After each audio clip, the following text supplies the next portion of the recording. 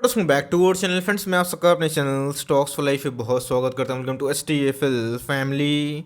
Day film बस बात की जाए, इन्फोएज के शेयर में हमें तबाही का माहौल देखने को मिल रहा है। तो गैस इधर पे जो गिरावट है वो कब थमेगी और अभी के टाइम में ऐसी गिरावट क्यों हमें देखने को मिल रही है और अभी के टाइम में रणनीति क्या बनानी है। बिकॉज के पहले गैस मैंने आपको फिबोनाची पैटर्न के ऊपर एक लेसन सिखाया है, बताने की भी कोशिश की है।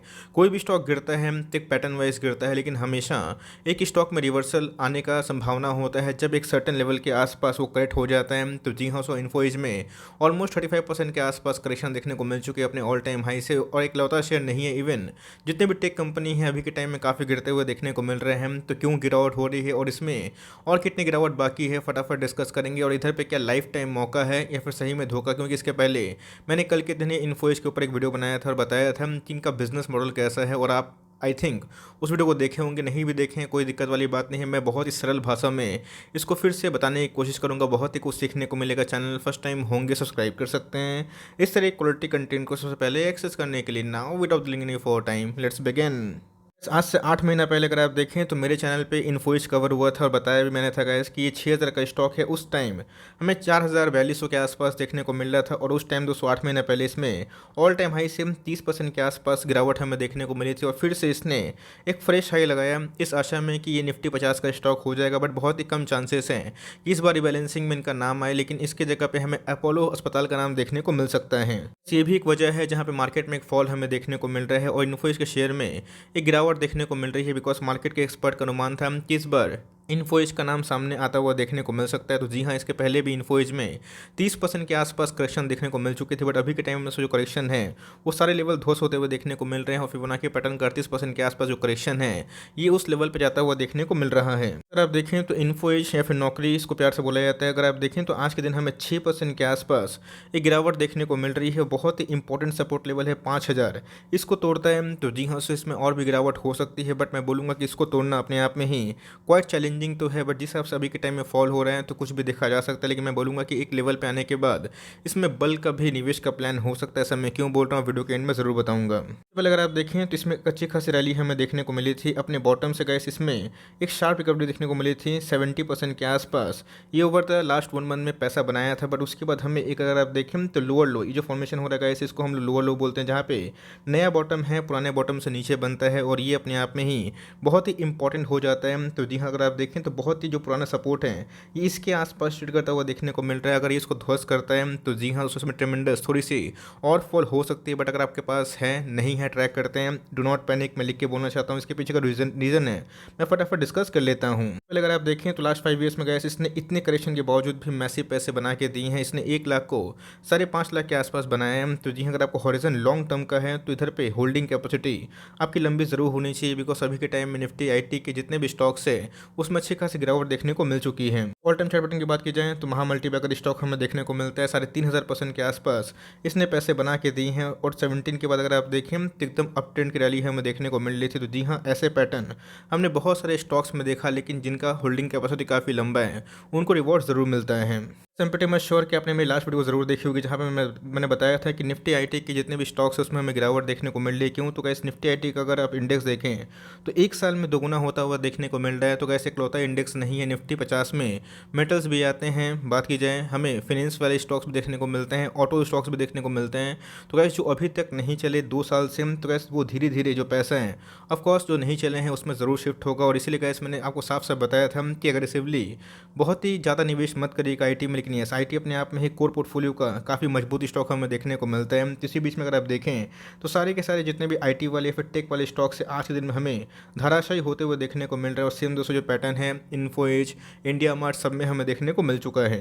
अपने आप में बहुत ही इंपॉर्टेंट होता है। मैंने आपको साफ साफ बताया है कि इंडेक्स बहुत ही इंपॉर्टेंट रोल प्ले करता है। अगर कोई भी इंडेक्स अपने बॉटम से दोगुना होता है तो उसके जो अंदर स्मॉल कैप है, मिड कैप है, तो गैस वो 3 गुना 4 गुना होती है। इन्फोसिस की बात की जाए, TCS की बात की जाए, अपने बॉटम से लास्ट 1 ईयर में 2 गुना हो चुका है, लेकिन आप जितने भी मिड कैप स्मॉल कैप को देखें तो वो गैस हमें 4-4 गुना 5-5 गुना देखने को मिलता है। तो सेम दोस्तों अगर इंडेक्स में गिरावट होती है तो उसमें जो छोटी मोटी कंपनी होती है या फिर मिड कैप कैटेगरी कंपनी होती है उसमें हमें एक फॉल देखने को मिलता है। और अगर आप देखें तो अभी के टाइम में थोड़ी सी अपडेट है।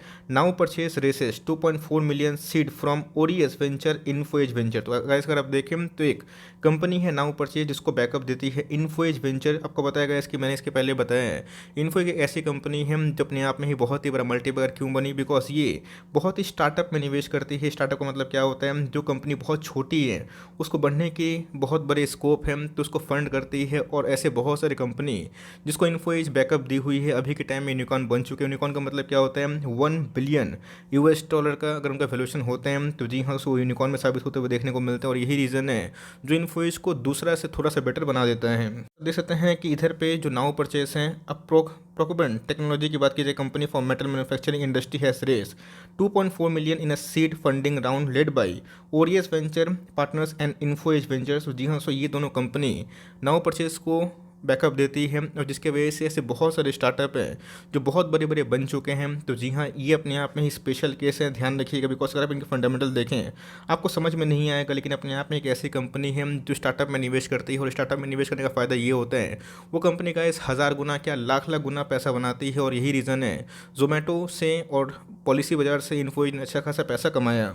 जोमेटो की बात की जाए तो इन्फोएज ने इसका 19% के आसपास स्टेक लिया था। और बहुत ही जब छोटी कंपनी थी, बहुत ही छोटे जगह से जब स्टार्ट हुई थी, इसमें इन्फोएज ने भरोसा दिखाया था। और अभी के टाइम में गैस ये बहुत बड़ी लार्ज कैप में कन्वर्ट हो चुकी है। तो अगर आप देखें तो पॉलिसी बाजार, तो अगर आप कंसिडर करें तो इन्फोएज के जो चार्ट पैटर्न है उससे आप समझ जाएंगे कि जो बिजनेस मॉडल है ये खुद तो काम करती है ऑर्गेनिक ग्रोथ में। इनके बहुत सारे वेरियस सब्सिडरी है, आपने सुना होगा शिक्षा.com की बात की जाए 99 एकर्स की बात की जाए, बहुत सारे वेरियस सब्सिडरी इनके देखने को मिलते हैं। बट ये अपना इनऑर्गेनिक ग्रोथ कहाँ से निकालती है, जितने भी स्टार्टअप कंपनी हैं उनसे इनको बहुत ही मोटा मुनाफा ज़रूर होता है। इसके बारे में थोड़ा जान लीजिए, समझ लीजिए। बिकॉज मार्केट में कभी भी कोई स्टॉक में निवेश करते हैं तो उसके फंडामेंटल्स क्या है ये ज़रूर ध्यान रखिएगा। तो जी हाँ, Naukri.com की बात की जाए, ऑनलाइन जो रिक्रूटमेंट है, 99 एकर्स की बात की जाए, जो ऑनलाइन रियल एस्टेट बिजनेस है, जीवन साथी की बात की जाए, ये इनसे अच्छा खासा पैसा कमाते हैं। बट दोस्तों इनका जो मेन जो साइड इनकम हमें देखने को मिलता है, साइड इन द सेंस कि अगर आप देखें स्टार्टअप वाइज में ये कंपनी बहुत ही ऑनलाइन स्पेस को बहुत ही लार्जली निवेश करती है। तो जी हाँ, यही रीज़न है गाइस जो इन्फोएज में निवेशित हैं, निवेश किए हुए हैं। तो ये इनके इस बिज़नेस पे नहीं है, बल्कि इस बिज़नेस को छोड़ के ये कंपनी जितना स्टार्टअप में निवेश करती है और जब यूनिकॉर्न बन जाता है तो उसमें जब स्टेक सेल करती है तो इन सब कंपनी का मोटा मुनाफा होता है। और ऐसे बहुत सारी कंपनीज में गाइस इन्फोएज का बहुत ही छोटा कंपनी से निवेश था और जिसकी वजह से वो अभी के टाइम में बहुत बड़ी कंपनी बन चुकी है। मार्केट की बात की जाए तो बहुत ही बड़ी मार्केट कैप वाली कंपनी है, निफ्टी नेक्स्ट 50 की टॉप क्लास कंपनी। और बहुत ही हाई चांसेस है कि आने वाले 2-4 सालों में ये निफ्टी 50 का भी स्टॉक बन सकता है। तो साढ़े 65,000 करोड़ के आसपास इनकी मार्केट कैप हमें दिखाई पड़ती है। ऑल टाइम हाई से अगर आप देखें तो 2500 के आसपास डिस्काउंट में अवेलेबल है। स्टॉक अगर आप पी देखें तो 7.96 के आसपास निकल के आता है। आरओसी की बात की जाए 3.5% के आसपास है। आरओई की बात की जाए वो भी 3.5% के आसपास। कंपनी का फेस वैल्यू कितना है, 10 दिखाई पड़ जाता है। सर आप इनकी बैलेंस शीट देखें, मैंने क्या बताया, इनके जो सेल्स हैं अगर आप उससे जज करके निवेश करेंगे तब हमेशा धोखा खाएंगे। बिकॉज इन्फोएज हमेशा स्टार्टअप में मोटा निवेश करती हैं। और अगर आप देखें तो सेल्स का आंकड़ा था 2020 तक बढ़ता हुआ देखने को मिल रहा था, बट 21 में थोड़ा सा फॉल हुआ। But stock price all time high था क्योंकि इनके जो प्रॉफिट थे वो अच्छे खासे बढ़ते हुए देखने को मिले। और इस ईयर की बात की 2021 में उन्होंने 1400 करोड़ के आसपास प्रॉफिट किया था। की जाएगा इस कंपनी के पास मैसिव रिजर्व और सरप्लस हमें देखने को मिलता है। और यही रीज़न है इसके जोमेटो का जो आईपीओ आया था वो सुपर हिट रहा भी था और इन्फोएज को से बहुत ही मोटा मुनाफा हुआ था। और यही रीज़न है इनके बैलेंस शीट में हमें 19,000 करोड़ के आसपास रिजर्व देखने को मिलते हैं। क्योंकि इन्फोएज का एक बहुत बड़ा मोटा निवेश था किसमें, जोमेटो में। और जोमेटो की जो पब्लिक आईपीओ के माध्यम से जब लिस्टिंग हुई, अब बताएं कि वैल्यू अनलॉकिंग हुई तो उसका बेनिफिट किसको मिला, तो गैस इन्फोएज को देखने को मिल चुका था।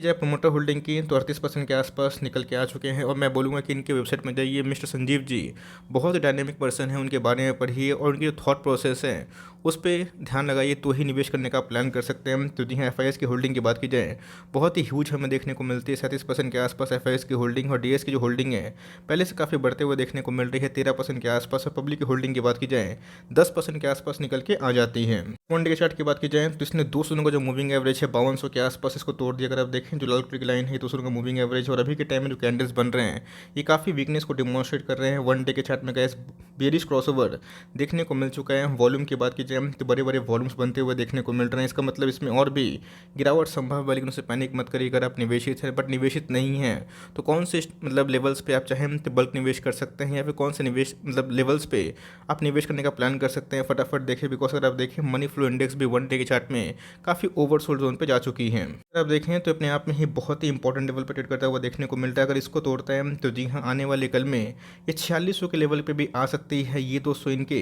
ऑल टाइम हाई से 38% के आसपास जो करेक्शन है फिबोनाची पैटर्न ये देखने को मिलता है। बट मेरे हिसाब से 30% के आसपास करेक्शन अगर होता है ऑल टाइम हाई से गोल्डन मौका होगा जहाँ पे ऐसे स्टार्टअप वाले जो बिजनेस हैं आप निवेश करने का प्लान कर सकते हैं। बिकॉज बहुत दिनों के बाद वीकली चार्ट पे एक ऑलमोस्ट ओवरसोल्ड कंडीशन इमर्ज होता हुआ देखने को मिल चुका है। तो जी हाँ, मार्केट में अनुमान था कि इनकी निफ्टी 50 में एंट्री हो जाएगी, बट अभी के टाइम में बहुत ही कम चांसेस है जहाँ पे अपोलो अस्पताल इसको बीट कर रहा है।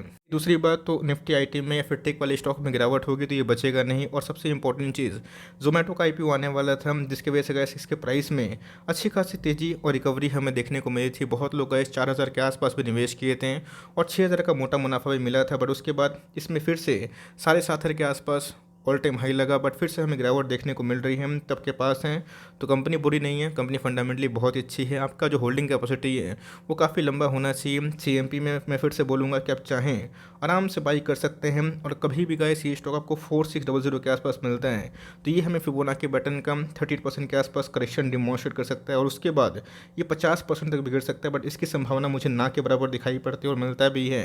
तो गैस हमें सुपर एमओ का लेवल दिखाई पड़ सकता है। तो बोल रहे हैं कि 3032 हो जाएगा, इसका आंसर मेरे हिसाब से ना लगता है। और कभी भी इधर से और 10% के आसपास फॉल अगर होता है तो मैं बोलूँगा कि ये एक गोल्डन अपॉर्चुनिटी होगी जहाँ पे आप इन्फो जैसे स्टॉक को पिक कर सकते हैं। बट मेक श्योर इसके बारे में आपको पता होना चाहिए। अगर आप इनके बिजनेस से संतुष्ट हैं तो सही है, कॉम्प्लेक्स लगते हैं तो आप अवॉइड कर सकते हैं। बट ये अपने आप में ही एक अच्छी कंपनी है जो स्टार्टअप में निवेश करती है और बहुत सारे स्टार्टअप इनके बहुत ही मेगा यूनिकॉर्न भी देखने को मिल चुके हैं। तो आई होप दोस्तों ये वीडियो आपके लिए हेल्पफुल था। आपने इधर पे परचेस किया है तो किस लेवल पे आप चाहें तो कमेंट बॉक्स में ड्रॉप कर सकते हैं और फर्दर कोई डाउट है उसको भी ज़रूर ड्रॉप करिएगा। और चैनल फर्स्ट टाइम होंगे तो याद से सब्सक्राइब करना भी मत भूलिएगा। तो गाइस मिलते हैं जल्दी ही, तब तक के लिए bye. Thanks for listening friends, God bless you all.